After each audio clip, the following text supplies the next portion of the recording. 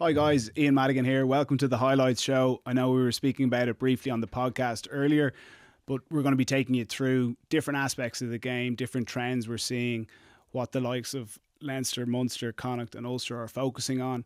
Today we're going to focus on Ulster and how they find what they call best space. So best space can be moving the ball from width to width. It could be playing against the opposite number in front of you. It could be attacking the short side, trying a different kick, whether a grubber, going aerial. But it's really giving players accountability to see where the space is, communicate with each other, and ultimately to execute on that. And we saw at the weekend different players speaking about best space, and Richie Murphy was on with Premier Sports afterwards talking about best space and how Ulster could have found better space at different times in the game. Maybe they overplayed.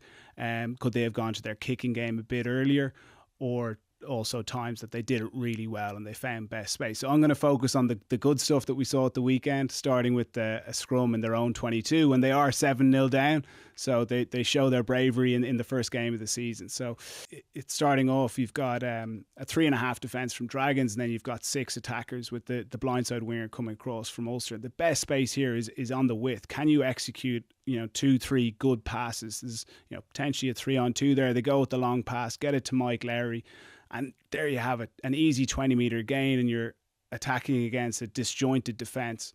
Now, Ulster don't make the most of this opportunity off the next phase, but it's a simple carry, and then now they're looking to play. And the best space is now back on the opposite width, but they want to show a picture of a clustered attack to make the Dragons think that they're going to attack tight. But they get the ball out of the shape and then run a similar shape and get it out again, and they create a 5-on-3. Now, they don't execute on it, but they get back to the gain line. And now you've got a 4-on-4 opportunity. McCluskey recognises this and just moves the ball quickly to James Hume. He's the key guy here. He takes off on a 45-degree angle, draws in the third defender, which frees up Mike Lowry, and they get it to Cormac Izuchukwu down the edge. And, it's simple rugby, but it's a 50-60 metre gain out of their 22. Here we have a longer passage play. Zach Ward wins the ball in the air. Ulster get their foundation set early. 3 pods of forwards off 9, 10 out the back.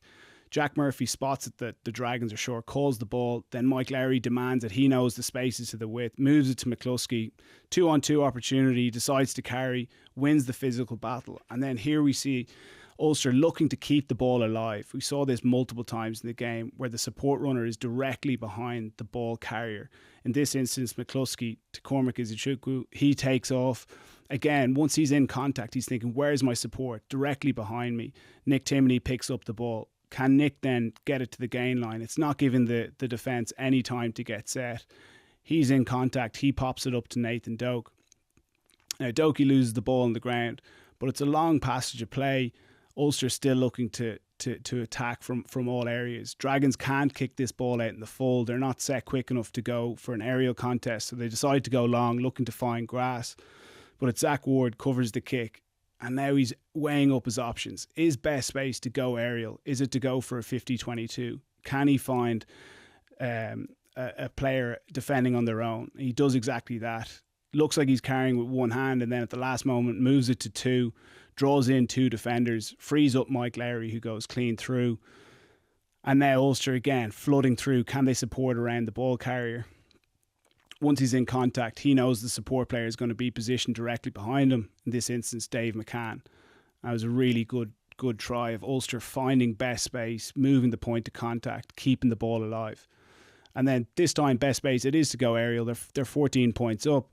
Mike Lowry creates breaking ball. Tom O'Toole gets the scraps. And now can they move the point to contact? Best space is in the wide channels. McCann out the back to Murphy. He doesn't need to draw defenders. Just get it to the danger men. In this instance, Jacob Stockdale, a 3v2. He knows the defenders are worried about that wide space. As we've seen so many times, the left foot step and the right hand fend, and he's clean through. And another day, Ulster execute that, and it's a 7th try for them. But there you have it. So Ulster finding best space. Can they move the point of contact? Can they get the ball to their danger men? But also, can they manage the game itself to know when the right time to apply field pressure, or when the right time it is to move the ball to the wide channels, to their danger men?